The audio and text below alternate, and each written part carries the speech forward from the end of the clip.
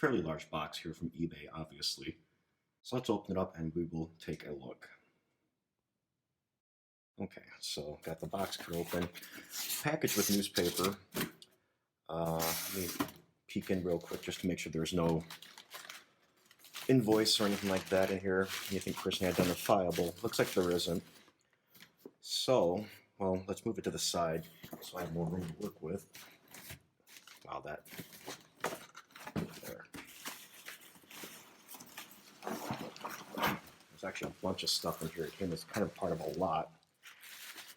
So we'll start off with this here, since it's the most exciting part. And what we have here is an old PowerBook. But what kind of PowerBook? Well,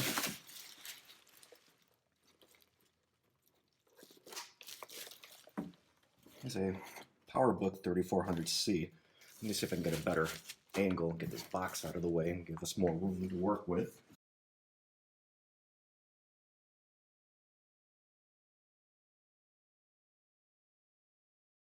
As you can see, it is a PowerBook, and as I mentioned, the model is a 3400C. It's supposed to work.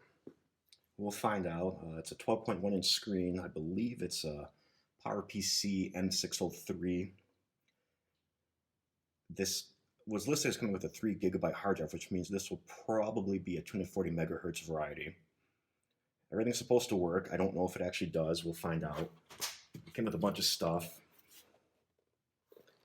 and we'll have to give it a shot. It looks like it's got a CD-ROM drive in it. I don't see a floppy drive, but I believe that was a separate add-on. Card bus, PCMCIA, infrared reader, power, an Ethernet jack, which is also used for the modem. I'm not sure what that is. Might be a serial port. That's an external SCSI port, and then it's got VGA out. And I'll have to reattach that. And we won't do a run through of this now. I just want to go over everything it came with. I'll do a more official video on this later. It also came with the Mac OS 8 Bible, which is kind of neat to have. Mac Addict disc case, which has a bunch of different CDs in it. Quicken. Some of these aren't going to be useful, obviously, anymore, but some will be.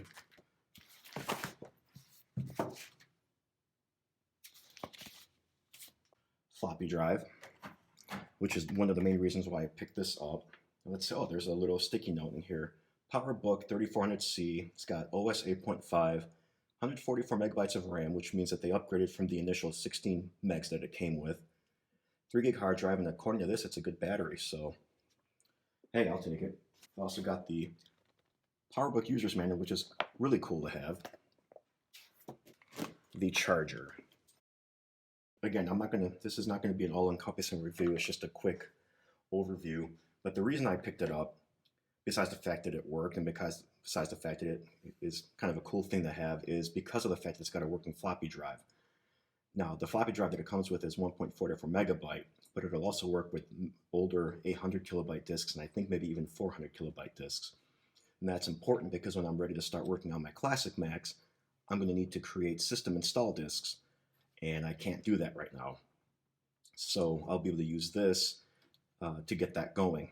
And the way I'm going to do it is download the images on a PC that still has a floppy drive, copy the image then to this guy, and then from here, use that to create 800 kilobyte disks. I'm hoping that'll work, and it should. We'll find out.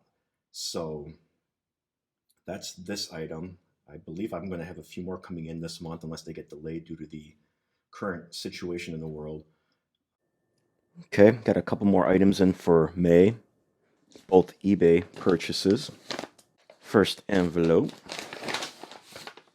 is a copy of Metroid Fusion, since I still can't find my copy, even though I know I lent it out to a friend and still haven't gotten it back.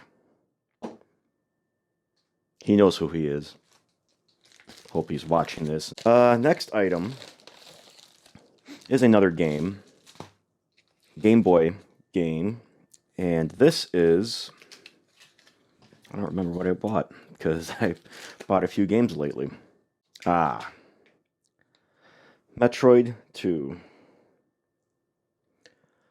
Yes, I have Samus Returns already for the 3DS, but the original is good too. So, and this next item from May is an eBay pickup.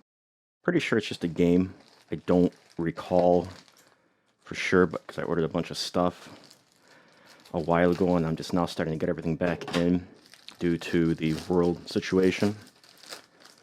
And it looks like it's double packaged, which is good. Oh, that's right. Donkey Kong Land for the Game Boy and Super Game Boy. I had this game as a kid, and unfortunately I sold it, like a lot of my game collection when I was growing up, and used it to buy other things. That's unfortunate, because this is actually a pretty good game, all things considered. And this is not a release of Donkey Kong Country for the Game Boy. This is an actual original game. Kind of wish, though, that they had taken these levels and kind of released a 16-bit version, but who knows? Nintendo is always reaching into their backlogs of, not back pockets, but their backlogs of games and their catalogs and everything. But this game was unique because it had Super Game Boy functionality, which gave it a custom border, but it also gave it some limited colors. Now, it still didn't look as good as it did on the SNES, the Donkey Kong Country, that is, but for a Game Boy game, it looked pretty darn good, and it was a lot of fun to play. So I'll be able to use this to test full Super Game Boy functionality on my Super Game Boy that you guys saw in the SNES video, and I'll be able to re-add this game to my collection. And if this is the last item, this is the last item for May. And well, that's pretty much it for May. It wasn't a huge haul. I was actually expecting a lot more to come in, but due to, as I mentioned several times, the world situation, a lot of things are delayed right now. But I do have some really cool pickups planned for June. In fact, by the time this video gets posted, I'll probably already have them, at least some of it. And I may release an early June pickups video because of these items. We'll see. But in any case, if you liked today's video, hit the thumbs up. And if you didn't, hit the thumbs down. But please leave a comment below as to why. And feel free to subscribe if you haven't yet. Otherwise, thanks all, and I'll catch you later.